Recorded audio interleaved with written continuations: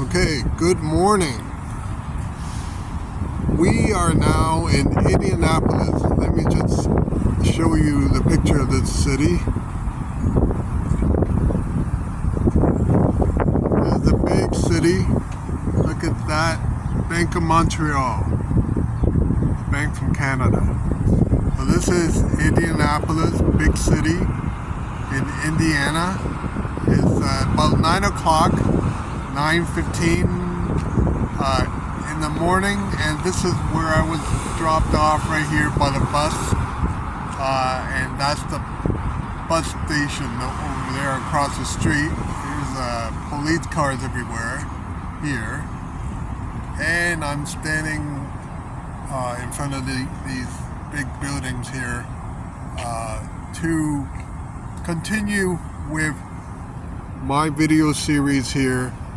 This is the death anniversary tribute to Sylvia Likens, a girl who was tortured and murdered here in Indianapolis back in 1965. And the day in which she died was October 26th, 1965. This is now 2023, October 26th, which marks the 58th death anniversary of the death of Sylvia Likens. So, if you remember last video, I ended up talking about the incident with the shovel. Mrs. Vermillion, who's the neighbor who lived next to the 3850 house. She drove into the driveway at about 12:30 at night, and she heard noises coming from the basement. She actually saw light from the basement, and she thought, well, okay, there's a noise, so I better do something about it so that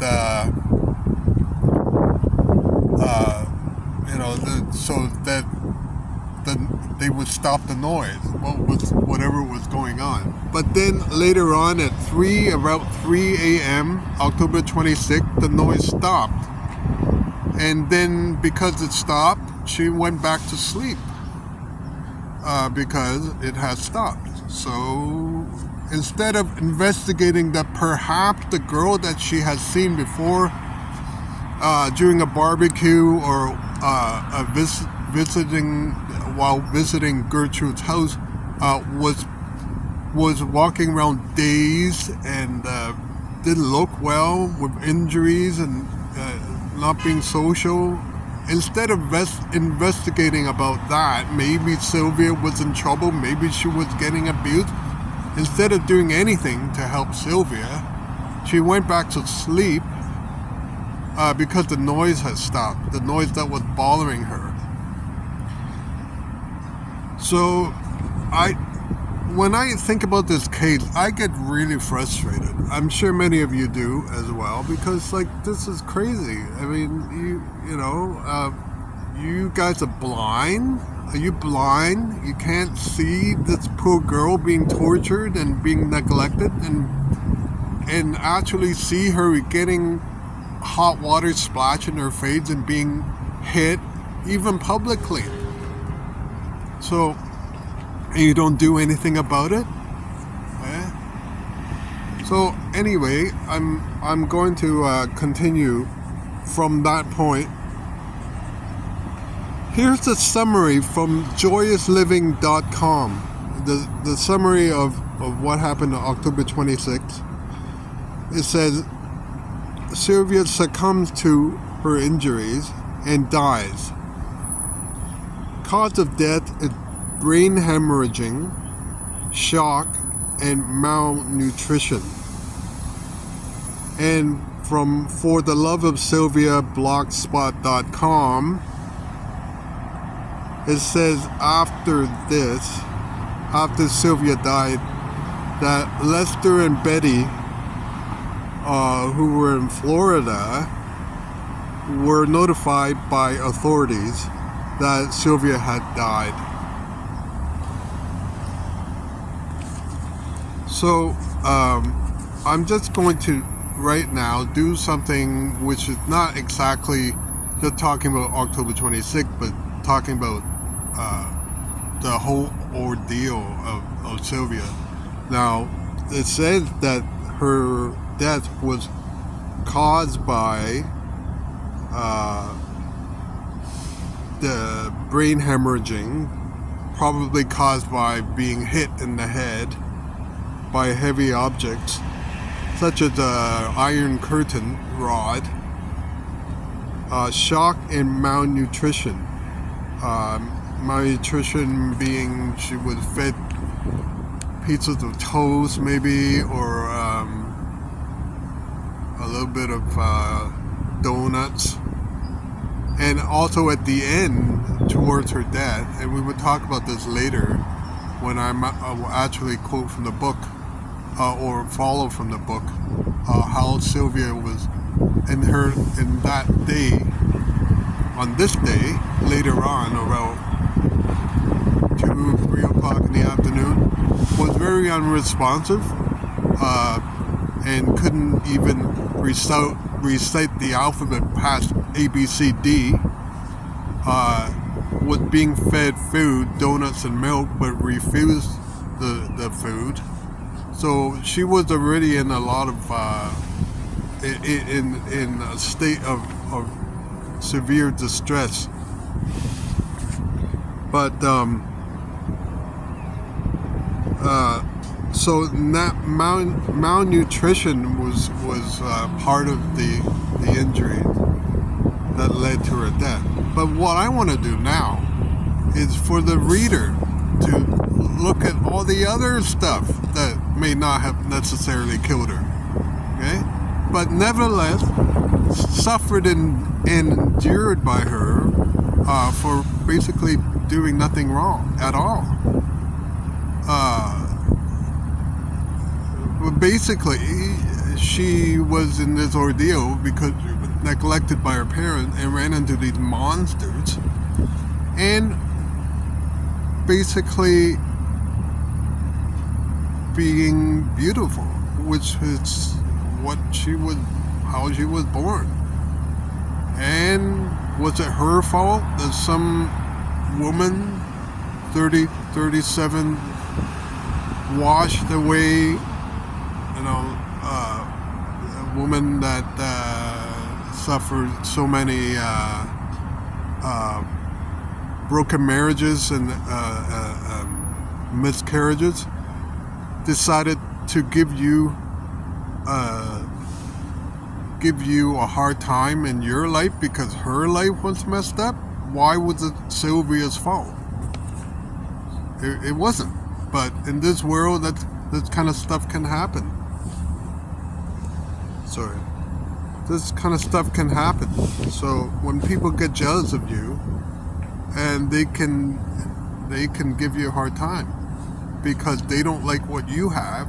So basically the whole idea, the whole ordeal that Sylvia suffered was because Gertrude was all messed up, and she saw this beautiful girl come into her house, and she had the authority over her. And because Sylvia had such a bright future and being so beautiful, Gertrude was very jealous, and basically was saying, okay, I don't have what you have, but I'm going to make sure you're not going to have what you have. So if I can't have it, you can't have it either. That's basically what Gertrude would do. So I'm going to read now all the other injuries, okay, from the beginning. All the other physical injuries, but also emotional injuries. Okay, starting with the use of the paddle which was applied to the buttocks at first, but later on to the back of the head and maybe other parts where there's bones or causes more pain. The being beaten with a heavy police belt from Gertrude's husband. Being beaten with an iron curtain rod on the mouth. Imagine, on the mouth. So that the rod bent at 90 degrees angle. Can you imagine that? Okay, I mean, how hard or how many times would one have to use this in order for the rod to actually bend at 90 degrees? And that being hit on the mouth. Okay? I'm sorry, I'm shaking the camera. Let me just see if I can do this better. You're shaking. Okay, object being having object thrown at her. Okay, being punched in various on various parts of the body, the stomach, for instance, probably the head as well. Having her head banged against the door repeatedly, against the wall repeatedly. Being pushed down the stairs. If you took a look at the picture in the book, it's scary. What it is the stairs kind of had it was constructed so that it is at an angle, but they will push her not just down the stairs, but actually through the stairs, through the not along the step, but just actually right through the stairs on the side of it, so that you go right onto the floor, not just tumbling down the steps. Being pushed down the stairs with her hands tied. Okay, being totally helpless. Being hung by ropes. With her feet barely touching the floor, which led to dislocation of her shoulders. Being thrown using judo throws. This is something that Coy Hubbard was good at. Maybe at first on mats, on soft mat, but later on hard surfaces, on hard floors. Okay. Being used as a human ashtray. So some of the kids and Gertrude probably were smoking, and then I don't know where this idea came from to put out cigarettes on her flesh. And at the autopsy, over 100 cigarette burns were found on her body, and one of which on her wrist showed nearly the bone.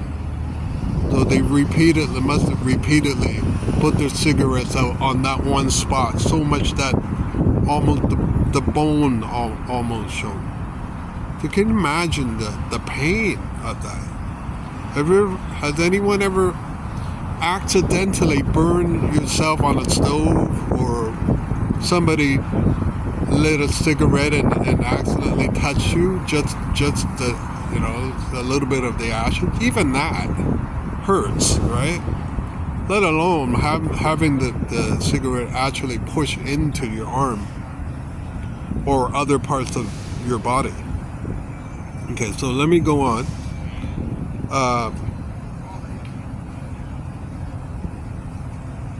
Being burnt by matches lit on her fingertips for so-called lying. But even if she did lie, okay, come on, you don't do that to another human being. having rubbing alcohol applied to the wounds, having scalding water splash in the face or used in baths, which she would be forced to go into the bathtub filled with scalding hot water. And I read also that they would at one time push her head under the water, the drain, with hot water coming out. And if she fainted, that Gertrude would beat her head, knocked her head against the sink to wake her up for more punishment. Okay? Having hot water splash in the face, being choked in the on the throat, being stepped on at the head with both feet. Gertrude did this. Now, speaking of burnings, burnings with a heated needle, burned so that it's red hot, branding on her, tattooing her with the words "I am a prostitute." There is also more. There's this 3, supposed to be backward S or something that the kids were putting on her chest. Kicked in the genitals, so that her vaginal area was very swollen. Fingernails bent backwards. Now, I'm not sure why this was. Maybe the monster did it, or maybe Sylvia, in her frantic attempt to escape, scratched with her hand with so much force and desperation that the fingernails bent or broke backwards.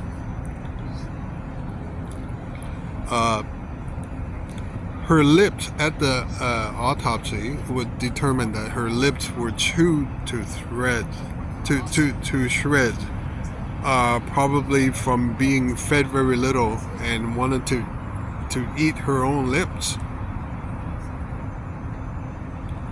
Being hit with Paula's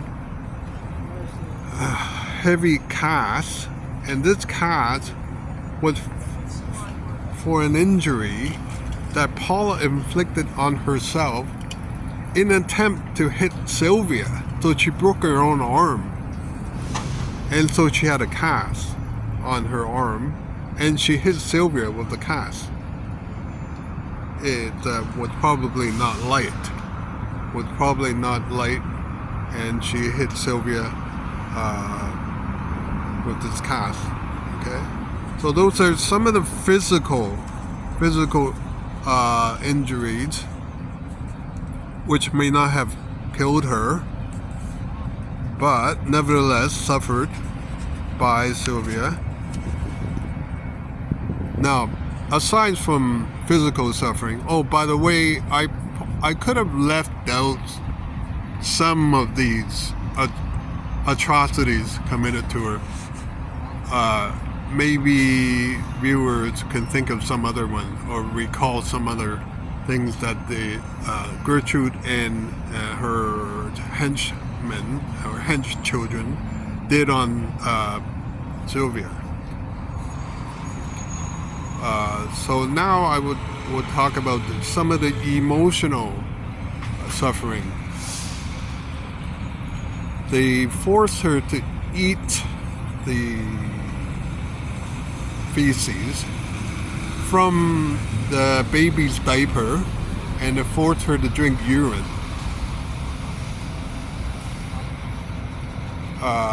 They had a hot dog that was purposely treated with all kinds of condiments to forced it down her throat so that she vomited, and they forced her to eat her own vomit. Now, I guess this can be physical as well as emotional. The Coke and Pepsi bottles. Okay, so coming from the twisted mind of Gertrude, she forced Sylvia to use these Coke bottles to masturbate in front of her and others. And when Sylvia refused, Sylvia would be forced to witness Jenny, her sister, being hit or punished, so that she would have to comply to do these strip shows for Gertrude and the other kids. Being screamed at, even at the point when she was maybe already dead. At the point where she was already dead. Fake her, she's faking it, right? Being yelled at, being abandoned and let down by neighbors and parents.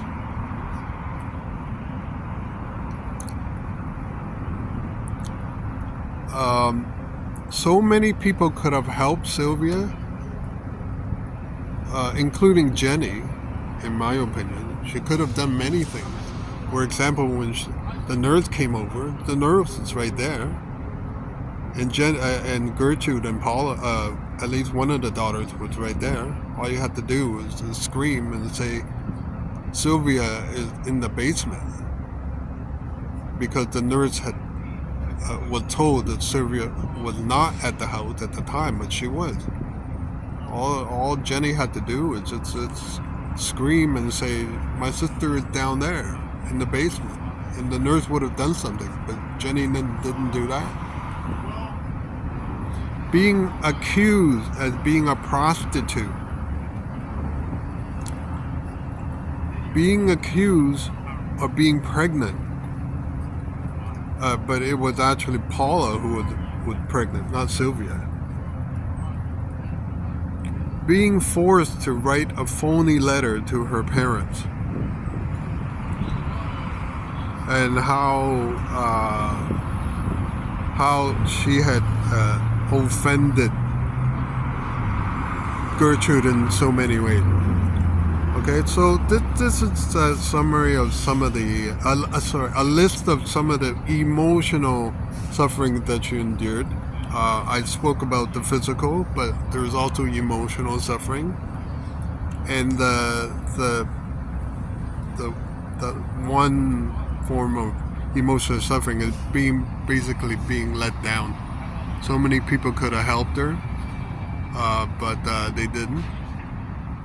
But at least because of this case, that people had to now, you're supposed to report any suspicious activities because it is now law. So this is the beginning of today, and I will stop now, and I will make another video later when I will refer to the book, which actually talked about some of the things that happened on this day in the afternoon, where, like I said, she was in a very unstable condition, and she was not herself, and she didn't want to eat anything, couldn't really say anything, and then finally she died. She stopped breathing. They tried to revive her, likely not because she was concerned for her, but maybe they were concerned that she might die, and if she died, that we're all going to get into trouble. So probably with that mindset. So with this, I will stop, and I will see you later. Okay, thanks.